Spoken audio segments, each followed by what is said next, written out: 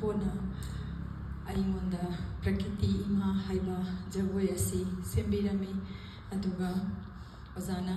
sembiramba matamda Pitrivi asida leiriba lengli paliba pumnamakta seithazaba jagoini aduga aroibada athoiba nityaina gaurana pibiramba message haibadi miyoibana ishorda changjabasina athoibani ishorbu sonjaba ishorbu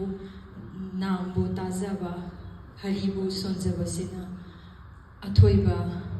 ni haina haibiramba seithabiramba jagoi ni aduga jagoi asida hek pan khatpadagi yauminarapase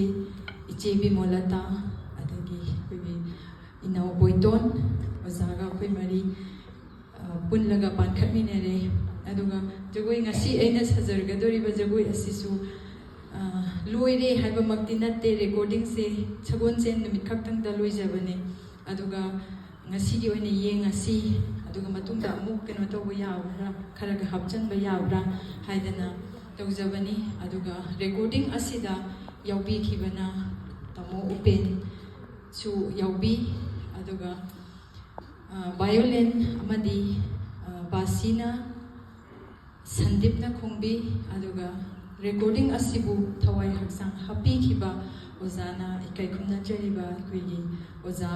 tiken na lotion bibani sembibani aduga aina su yamna nungaijai ozagi nenena thawai yam yauna Lilavati handakto foundation day tare ozagi su aroiba oibanina nangido ongtang ulhau shirana haiba kandaina